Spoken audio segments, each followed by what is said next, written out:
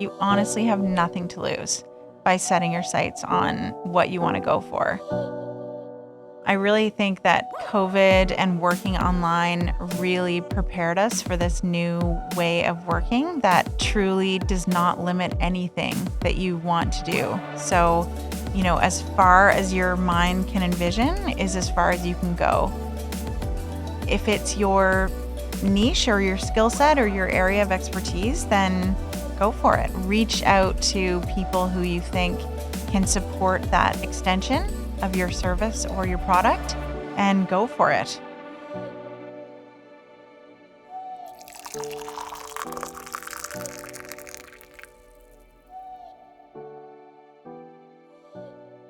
Hello, everyone, and welcome to another episode of the Commerce, Coffee, and Community Podcast, Entrepreneurs Edition. Today, I'm joined by Alyson Gourley-Cramer of Monogram Communications. How's it going today, Alyson? It's great, thank you. It's great to hear. Why don't you start off the show today by just telling us a little bit about yourself, where you grew up, and what made you decide to start a business here in Prince George? Great, thanks. I was born in Montreal and raised in Newfoundland and Nova Scotia, so I'm a true East Coaster. But I ended out west as a tree planter. So I came out here in my university undergrad years and joined some friends out west and had a great time.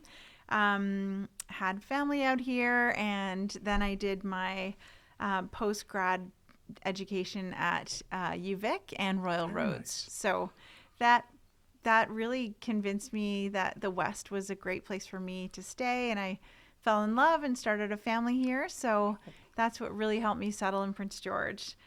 Prince George is just a terrific place to raise a family, and we've had so much great opportunities here, myself career-wise and just from a family or affordability, and it gives us the opportunity to travel and do all the things that we love. So really, my work really isn't limited by geography or where I live per se. So it was just a fantastic opportunity for me to start my business here. And during the pandemic, that's really when I started Monogram, just a few months before it hit. Right. That's where I was. I found myself online, and it really didn't limit Monogram's growth or any of the opportunities that came our way. Absolutely, yeah. So you started out east, navigated your way here, and set up Monogram. But what kind of motivated you to start your business here, and what would you say the mission behind Monogram is? Sure. So Monogram, and the name really comes from this idea of creating tailor-made solutions to communications issues within businesses. And we really work with organizations that are smaller all the way to big corporate entities like BC Housing.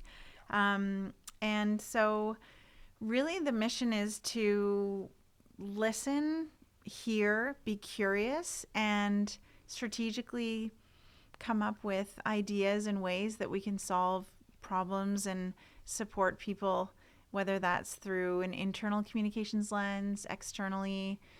We deal with a lot of crisis and issues management work, Right. Brand and web, which we love because it's so fun and creative, and then change management work or big campaigns at the municipal level. So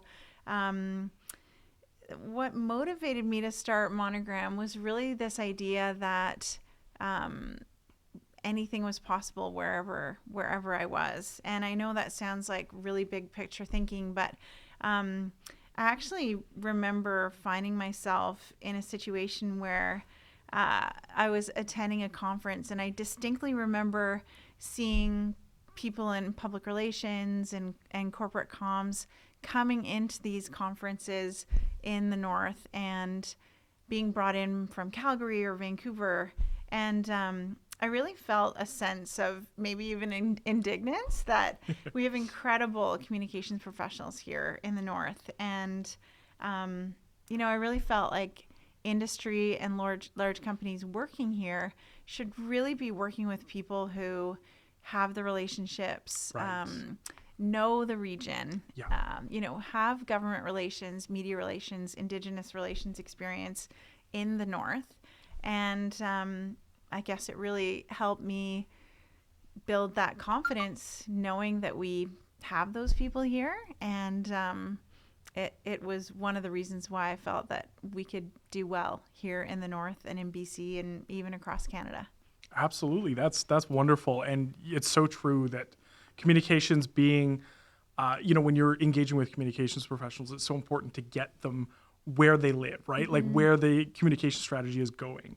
And I mean, I remember my first role in communications was with ICBC. yeah, And so I was looking after communications for the north, and I was able to really provide insight into the unique region that we have. We have right. distances, we have geographic challenges. Just there's a lot about the north that people who aren't from here might not appreciate. Definitely. Yeah. Now, having worked on so many different projects through Monogram, because they just, there's so much variety there, right? Branding, marketing, strategy, all sorts of things. What has been some of your favorite pieces of work that you've had so far? Yeah, this was a hard question to answer. I've been thinking about it a lot, and because there really have been so many really fun, very diverse projects. And it's funny, when I started, one of the pieces of advice that I got was you should really lean into a niche.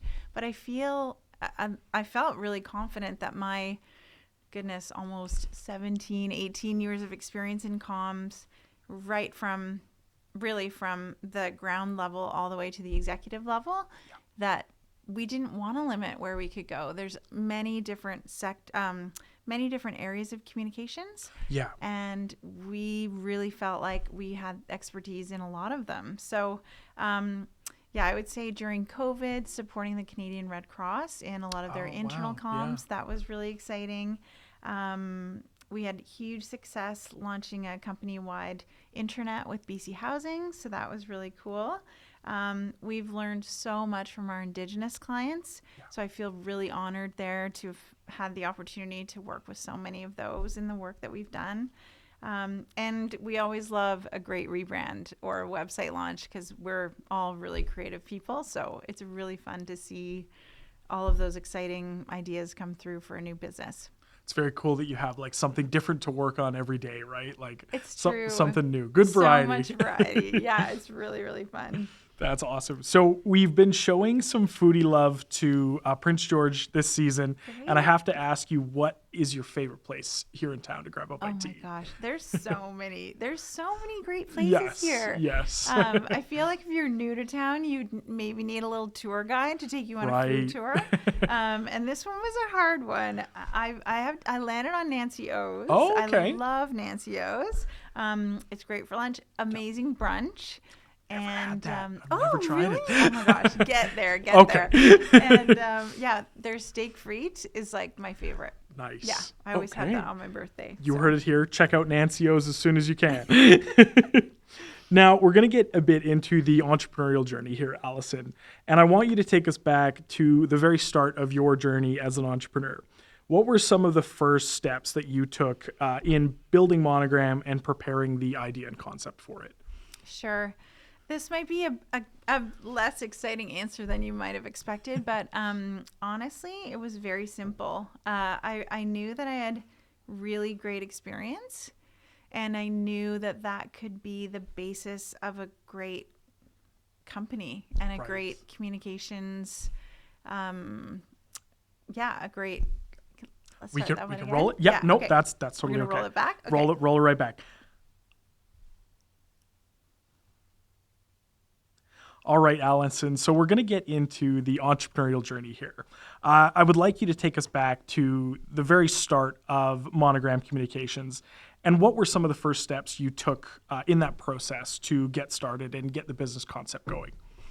Okay. I think really this might be a little less exciting an answer than you may have hoped for, but it was quite simple. Unlike some people who are launching products, I was really confident in the service that I knew I could provide based on my experience. And I felt that I could really support so many organizations in the work that they wanted to do. But of course, I speak with a lot of confidence now. I definitely had those days where I leaned into a lot of the encouragement that I got from colleagues and from a great network that I had. And I think those were my key first steps were really to prepare myself just by letting my network know that I was available to start working, and I was really excited if they were in need. Absolutely, yeah. Yeah. And one thing, in doing a bit of research for this, I quite noticed just how like broad the skill set of your team is, Mm-hmm. and how diverse your team is Mm-hmm. from, not just living in Prince George, but living sort of all over the country. So, in terms of attracting a talented team of individuals to work with when you're growing a business, how did you go about bringing some of these individuals on?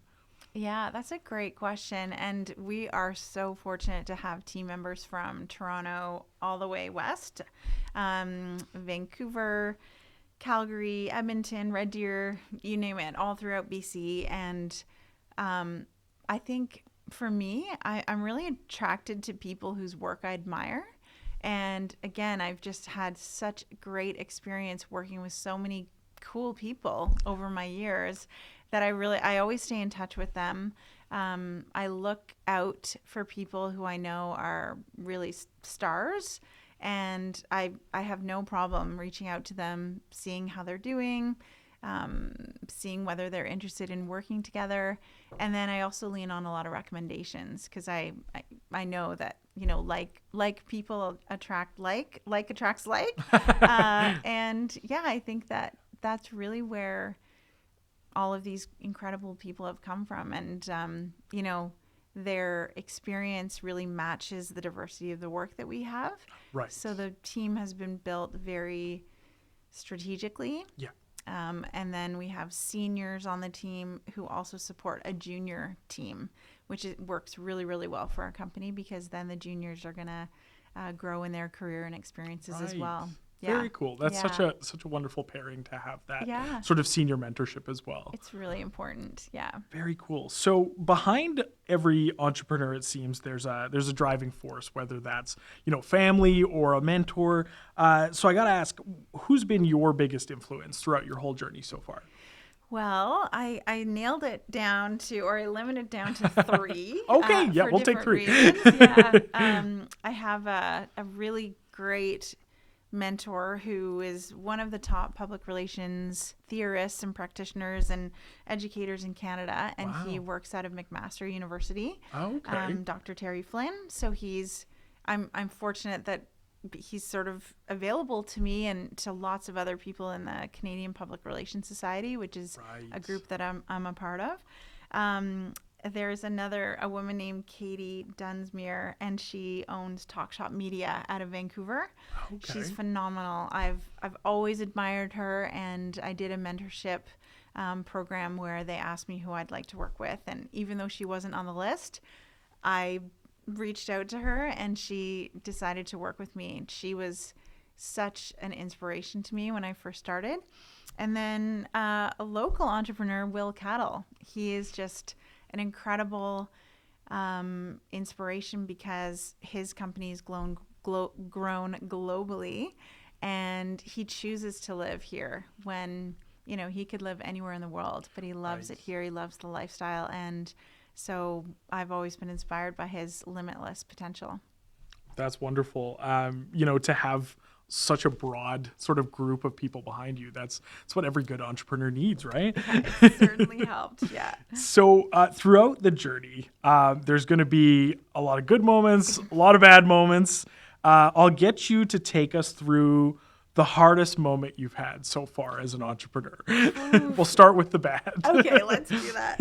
I think, honestly, I was thinking about it today, and I think it was the first RFP that I ever applied for. Yep. And anyone who's applied for an RFP knows that they can be pretty big beasts. Yeah. I think I probably spent at least 30 hours on it, just heart and soul. It felt like my thesis for my master's degree. And of course I didn't get it, because how often do you ever get an RFP? Right. But yeah, it was a bit of a heartbreaker, and it challenged me to start thinking differently about how I reach out to people for continued work, and not to put all of your eggs in one basket. Right. Yeah. Absolutely. Yeah. RFPs. Oh, don't even get me started.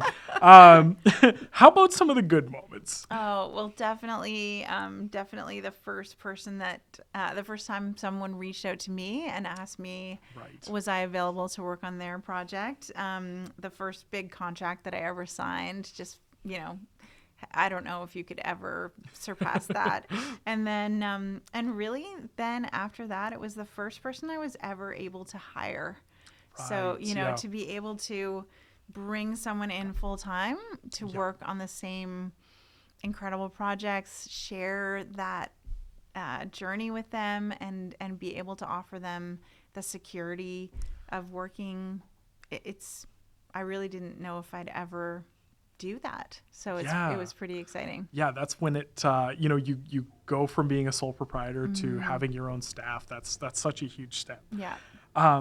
Now, we'll end this section off here with a bit of a reflective piece of advice. What's one piece of advice that you feel you wish you had at the start of your entrepreneurial journey?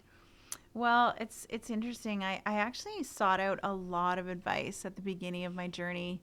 I'm a bit of a researcher, and I'm also fairly humble. I certainly don't think that I have all the answers. And even though I knew I was strong in my field of work, owning a business and putting yourself out there is completely different. So, yeah, I felt prepared and supported, but I think the best advice I ever got was just when people with great experience reassured me and said, "This is normal. This is what you should be feeling at this time. This is hard. This is okay." So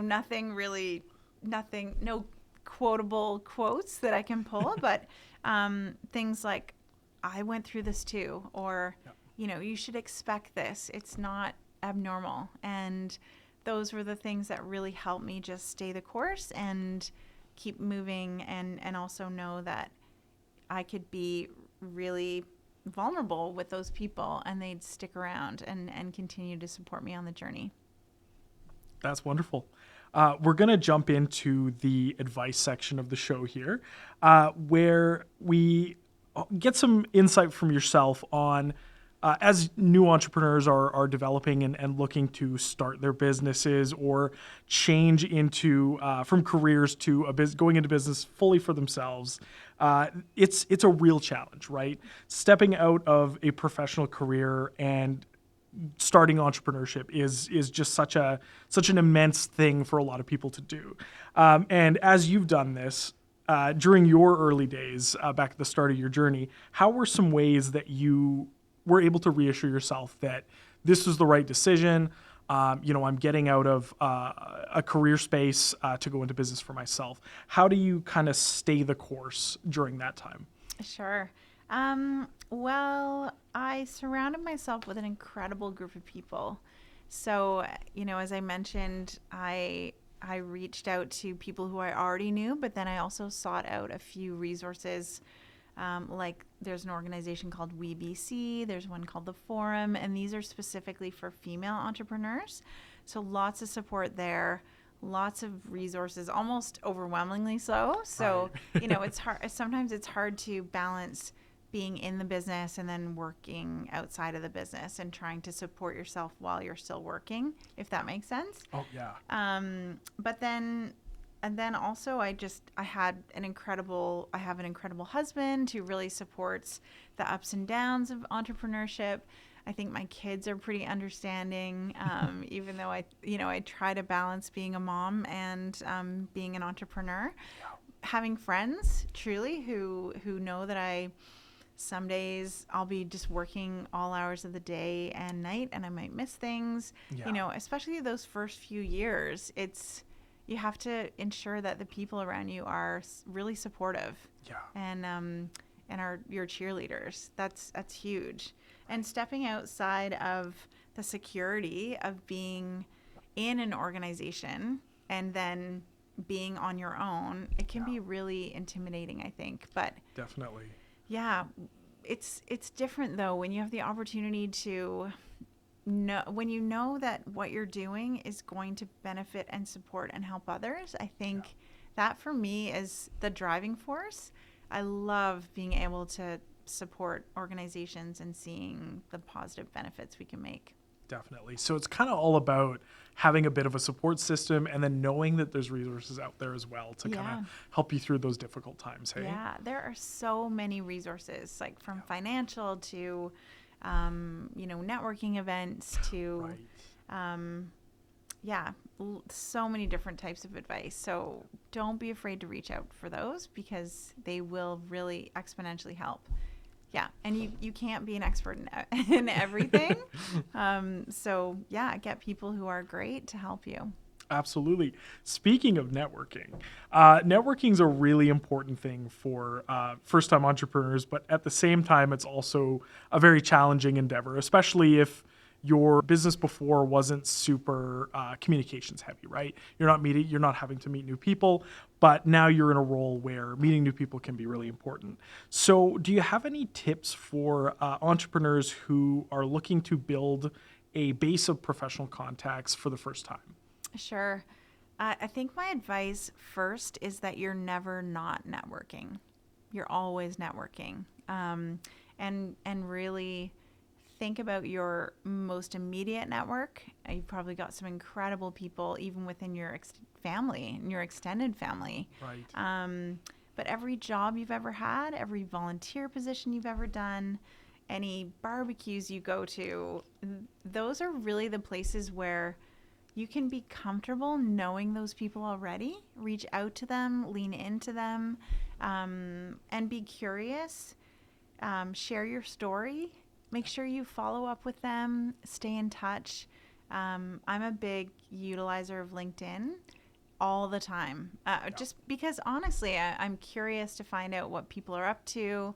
I love commenting on what they're doing. It's really genuine, and I think that if you're true to who you are and you're curious and you want to develop linkages, people really respond to that. Yeah. So, like, take your time. I'm a real extrovert, so I love people and I love just learning about them.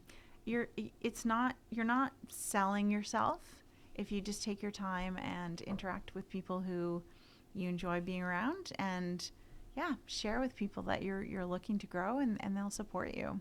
That's awesome. I'm glad you mentioned LinkedIn as a tool. It's so powerful to be able to, especially in our region too. If you're looking for a business or you're going into business in an area where we don't have a ton of those types of entrepreneurs in town, you can always search by industry, right? You can reach out to new people fresh and share some ideas. Yeah. And people really love to help. Yeah, They do. definitely. People underestimate it, right? Like Yeah. you think just kind of sliding into someone's DMs on LinkedIn is Yeah. a little odd, but more I'm- often than not, right? Yeah, I'm really all about the cold call. Like if I think that someone looks really interesting or we have a shared interest or someone in common, and then I just feel like people are surprised and usually happy when you reach out and always follow up. And then I like to follow up often with a card. So just a little thank you. It's really unexpected and people typically love it. Makes you memorable. Hey? Yeah, absolutely. One point of contention for a lot of entrepreneurs, especially from rural communities, is they tend to box themselves into their region and say, you know what, I don't know if my product or service is good enough to go beyond town. And they feel a bit hesitant about going for larger contracts or RFPs. Bring that back up. So they really have some hesitancy when bidding outside of their geographical area. What advice do you have for entrepreneurs who feel this hesitancy, and how can they overcome that and participate on a more national level? Sure. I would really say honest to goodness, you honestly have nothing to lose by setting your sights on what you want to go for. I really think that COVID and working online really prepared us for this new way of working that truly does not limit anything that you want to do. So, as far as your mind can envision is as far as you can go. And if it's your niche or your skill set or your area of expertise, then go for it. Reach out to people who you think can support that extension of your service or your product, and go for it. Yeah. Absolutely, yeah. That's such great advice because, yeah, it's so tough, right, to overcome that hesitancy. But if you can get support from your network, even all the better, right? Yeah, I really feel like geography does not have to limit us anymore. Yeah. And I've always loved to prove people wrong. And, whenever somebody wants to box you in, it's really up to you if you're going to let those parameters define you. I think set your sight on where you want to go and go. Absolutely, Yeah. yeah. So you've been in business with Monogram since late 2019. Yes. And, we've been at it for a couple of years. You've grown an amazing team. You've taken on some great work. But I got to ask what the next 5 years is going to look like for you. Where would you like to see Monogram? Well, yeah, I mean, it has been a really exciting time, and I see right now at this very moment in time, Monogram has this beautiful feeling of stability, which is so nice, I think, in the entrepreneurial journey. You can't get too comfortable there, I don't think. And so, yeah, we'd really like to continue to grow steadily. Yeah. And probably across Canada. We have a lot of, as I said, great work that's going, extending across the country all the way to Newfoundland, which is really cool. We just have a new project there. We probably want to grow some of our service areas. We're looking at doing some more training and coursework, which I think we have a lot of expertise there that we can share. And I'm really interested in consulting with leadership teams who have communications teams to really help them work with their teams a little bit better to, invite their comms teams in on large decisions, get them in earlier, and just help them appreciate what great work communications people can do within their organizations if they know, what to expect. Yeah, we've had over the last couple of years 4 paid internships, and we've mentored Indigenous communications professionals within some of the First Nations that we've worked with. So I would love to continue to extend that opportunity for younger comms professionals, and yeah, just keep working with people that we admire and projects that are exciting for us.